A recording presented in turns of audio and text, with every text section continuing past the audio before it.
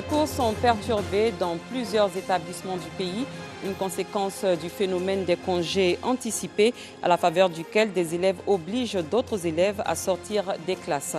Nous irons à la rencontre de Kei Gueye. Cet anthropologue nous fera part de son histoire avec Félix Houphouët-Boigny, premier président de la République de Côte d'Ivoire, décédé le 7 décembre 1993. Bonsoir, bienvenue dans le 19h. Le docteur Kei Gueye se considère comme l'un des fils du premier président de la République de Côte d'Ivoire, feu Félix Houphouët-Boigny, décédé le 7 décembre 1993.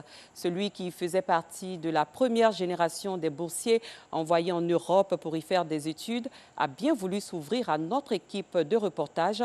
Vous le verrez, l'histoire qu'il nous livre 28 ans après la disparition du bâtisseur de la Côte d'Ivoire moderne est assez particulière. Il était au micro d'Alassane Drabou. L'Ivoirien aujourd'hui doit au moins profiter du progrès et vivre ensemble dans la paix.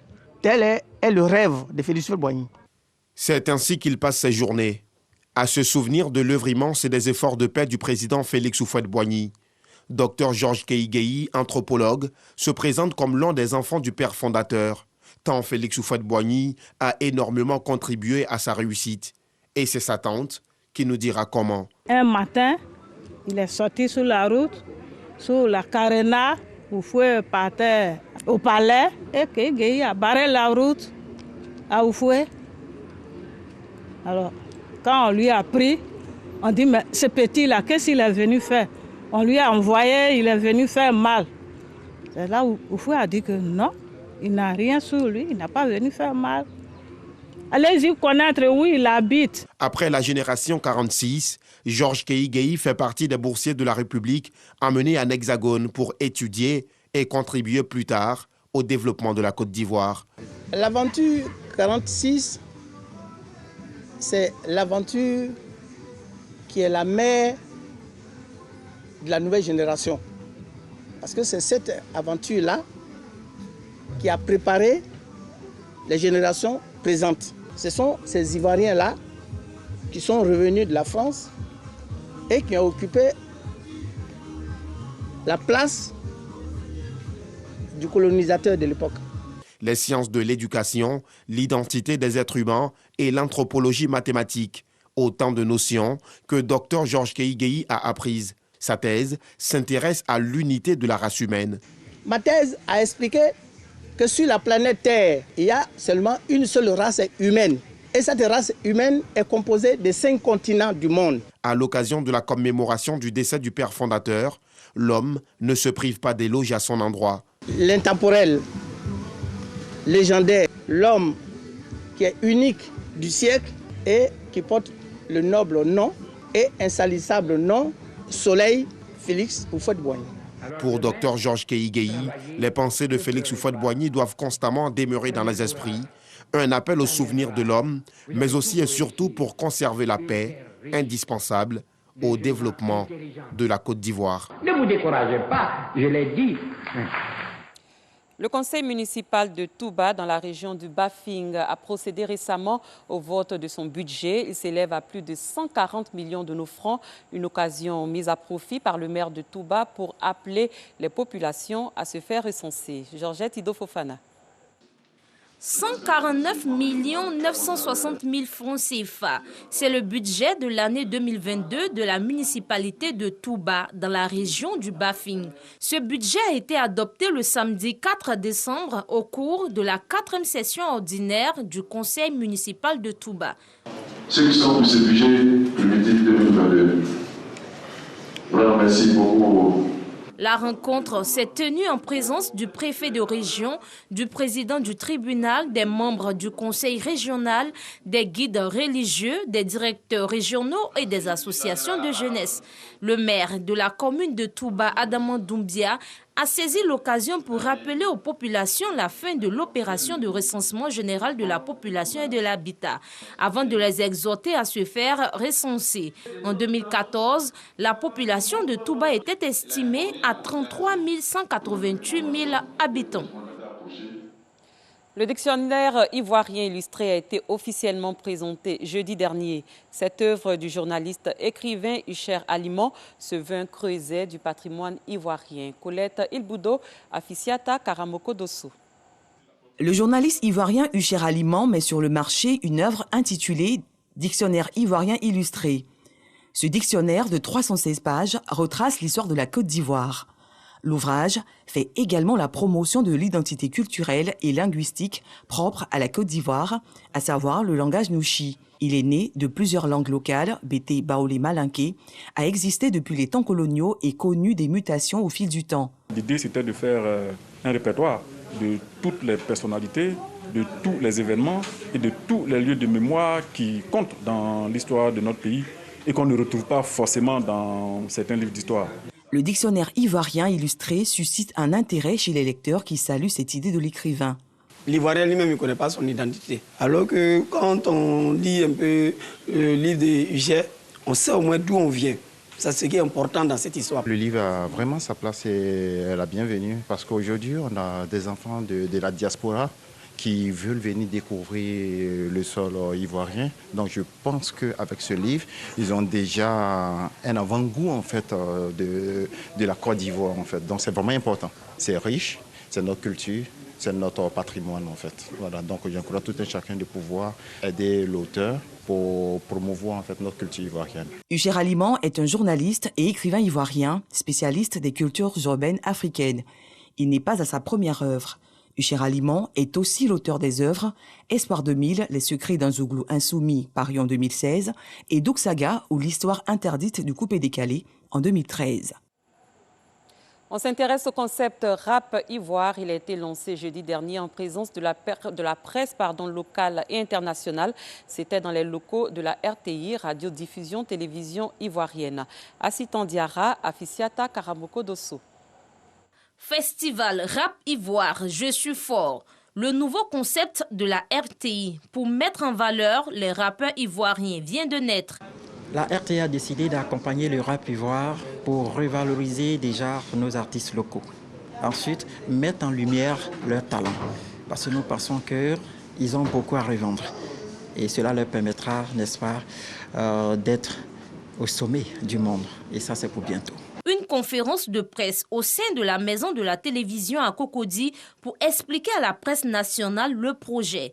Occasion pour les rappeurs de faire valoir le art. Faut jamais envier, faut attendre ton tour, mais pendant que tu attends, faut pas t'asseoir là et puis dormir et penser que ça va venir. Faut travailler, batailler, tu vas voir que ça va aller. Je suis dans l'ensemble depuis son Tchassali. C'est un combat qui date. Il y a les grands frères, il y a les mamans qui ont mené ce combat depuis Nash, Rajman, Kif Nobit. Et nous aujourd'hui, le rap ivoire à l'honneur, c'est mérité parce qu'on bosse pour ça. Mais on va démontrer ça vraiment le 22 décembre. On va déplacer toute notre fanbase. On va concrétiser ça. C'est la performance de tous nos jeunes talents locaux, de toute cette scène hip-hop qui est en train de bouillonner en ce moment. Et ceux qui vont faire le déplacement ce jour-là vont découvrir ces artistes-là. À l'instar de la célèbre émission Bonjour, le festival Rap Ivoire Je suis fort se tiendra désormais chaque fin d'année sur les antennes de la RTI et verra défiler de grands noms de rap ivoire, mais aussi des débutants. La musique chrétienne moderne a 50 ans d'existence qui ont été célébrés vendredi dernier à l'hôtel communal à Cocody. C'était à la faveur d'un dîner gala couplé au 5e anniversaire de la cérémonie Éclat de gloire des awards de la musique chrétienne. Mohamed Nour Ouattara et Afisiata Karamoko Dosso nous en parlent.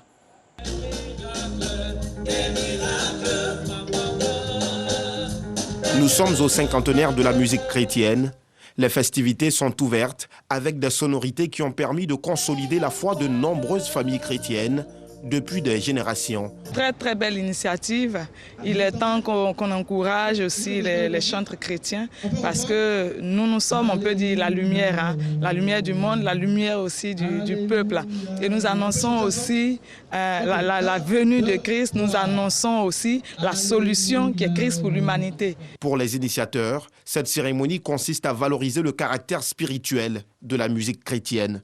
Il était important de marquer le coup, ramener, n'est-ce pas, les uns et les autres aux valeurs qui régissent donc la musique chrétienne.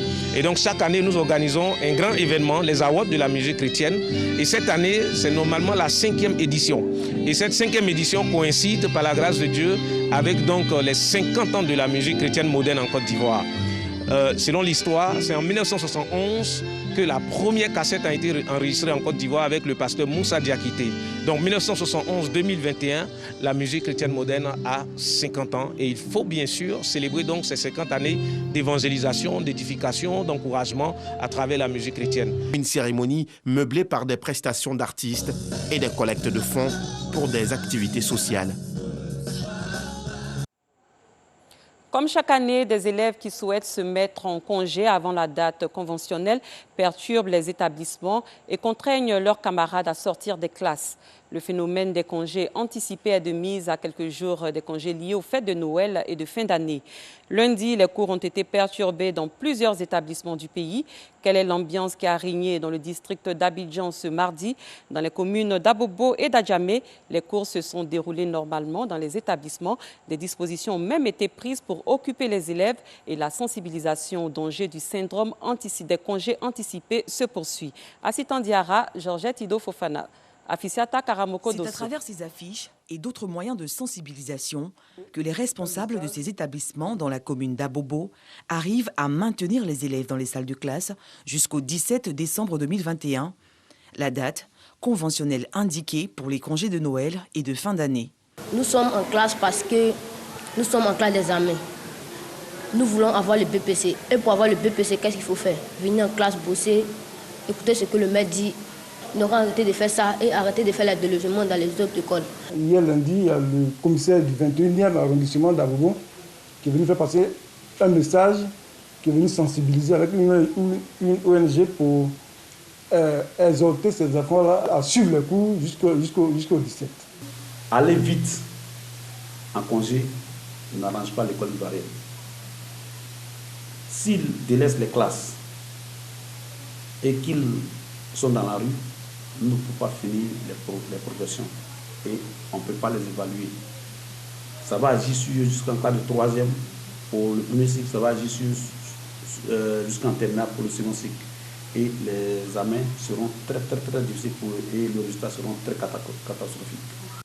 Au lycée Nangui Abrogwa d'Adjamé, des activités permettent d'occuper les élèves et les amènent à rester dans les salles de classe. Depuis 3 ans, nous avons mis en place une stratégie, c'est-à-dire organiser des festivités en fin d'année pour égayer les enfants. Donc en le faisant, ça les empêche d'aller en congé. Donc il y a un incroyable Noël qu'on organise pour cette année, c'est prévu pour le 16. Donc tout le monde s'attelle à la réalisation de cette activité. Il y aura des danses, des théâtres, et puis un peu de sport. Rappelons que depuis quelques années, les écoles ivoiriennes font face au phénomène des congés anticipés et à des grèves occasionnées par des élèves. Ce mardi 7 décembre 2021 marque la fin du 5e recensement général de la population et de l'habitat. Cette dernière journée de recensement a permis aux agents recenseurs de se rendre dans les ménages afin de vérifier s'ils ont été bel et bien recensés. Elle a aussi permis de convaincre ceux qui étaient réticents. Les agents ont prévu de continuer le recensement jusqu'à 22 h. Les chiffres officiels sont donc attendus ce mercredi. Ailleurs, l'opposant béninois Joël Aïvo a été lourdement condamné par la CRIET, la Cour de répression des infractions économiques et du terrorisme. Le constitutionnaliste et 2 de ses co-accusés écopent de 10 ans de prison. Ils ont été reconnus coupables de blanchiment de capitaux et de complot contre l'autorité de l'État. Un verdict rendu tôt ce mardi à Porto Novo, au Bénin. Un peu plus loin du Bénin, au Burundi, la prison centrale de la capitale Gitega a été ravagée par un incendie tôt ce matin. Il y aurait 38 morts et 69 blessés graves, selon le vice-président burundais qui s'est rendu sur les lieux à la tête d'une délégation gouvernementale. On ne connaît pas encore l'origine de l'incendie. Il se serait déclaré vers 4 h du matin, heure locale, surprenant les détenus dans leur sommeil. Selon d'autres témoins, les pompiers sont arrivés 2 heures après le début de l'incendie, avant qu'une vingtaine de blessés ne soient évacués vers les hôpitaux. Fin de ce journal. Merci d'avoir été des nôtres. Très bonne soirée. À très bientôt.